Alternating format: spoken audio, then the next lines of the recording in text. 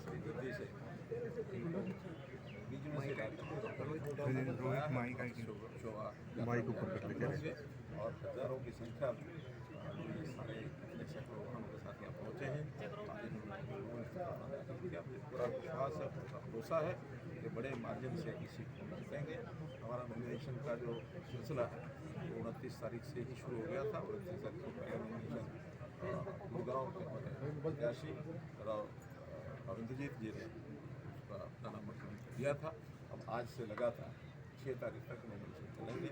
मेरा अपना नॉमिनेशन भी करनाल से 6 तारीख को शुरू करना है। सर कुलदीप जी और भव्य जी ऐसा वो अपने किसी पारिवारिक काम से बाहर गए हुए हैं। ससुराल में उनका कोई फंक्शन था तो इसलिए वहाँ गए हैं। और क्योंकि परसों ही तो रिलीज हुई थी आदमपुर में असेंबली आया था, तो बिल्कुल इसको कहना चाहिए पूरे तन मन से साथ है। और आज उन्होंने पहले ही कहा था कि किसी काम से मनोज जी, हरियाणा में कांग्रेस को कहा गृह मंत्री की कोई बड़ी रैली हो। हाँ, सामान्यतया जब आखिरी 10 दिन रह जाते हैं 15-10-12 दिन में तभी ये रैलियाँ होती हैं।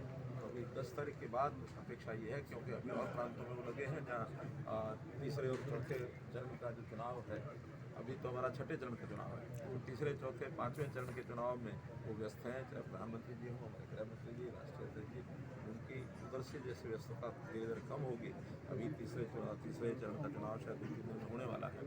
तो चौथा और पाँचवा हमारा तो छठा 25 मई को है, आखिरी सप्ताह में कैसे हरियाणा में कांग्रेस को कहाँ देखते हैं, क्योंकि वो भी 10 की 10 सीटों पर दम भर रहे हैं सर। दम तो सब भरेंगे और सबको भरना भी चाहिए, उसमें कहीं कहीं आपके नहीं है। सब अपनी पॉलिटिकल पार्टियाँ चला रहे हैं, लेकिन जनता ने जिस प्रकार का एक रुख अपनाया है, आपको पता है कि हम लगभग 1.5 महीने से अपने इस अभियान को चलाए हुए हैं। कांग्रेस तो 3 दिन पहले उतरी है, उनको कोई रिस्पॉन्स मिल नहीं रहा है।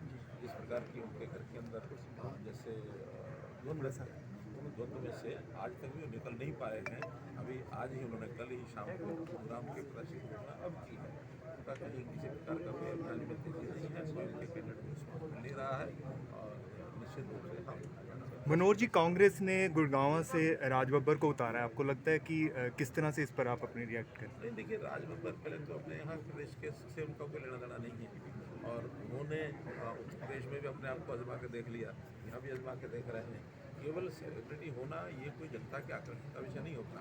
देश में कौन क्या कर रहा है, आखिर आज चुनाव कैंडिडेट से ज़्यादा नेतृत्व का चुनाव ये चल रहा है। नेता कौन है, नेता की नीति क्या है, नीयत क्या है। तो जैसे राहुल गांधी, नरेंद्र मोदी जी, यानी इनके नेतृत्व का जो चयन है, उस चयन में कहीं नरेंद्र मोदी जी कहीं आगे हैं।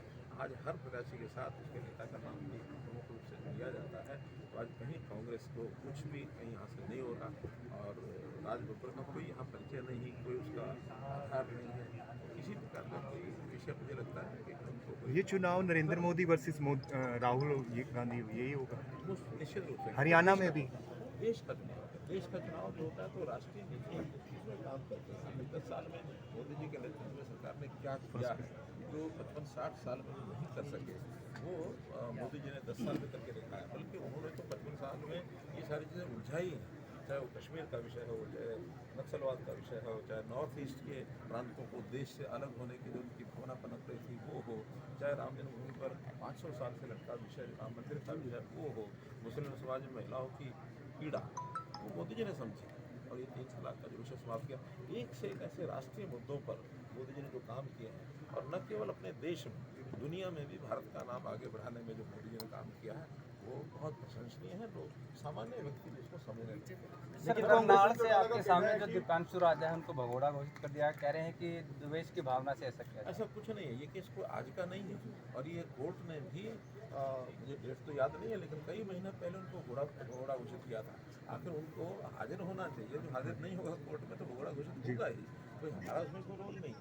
आखिर उसको कोई भी केस होता है किसी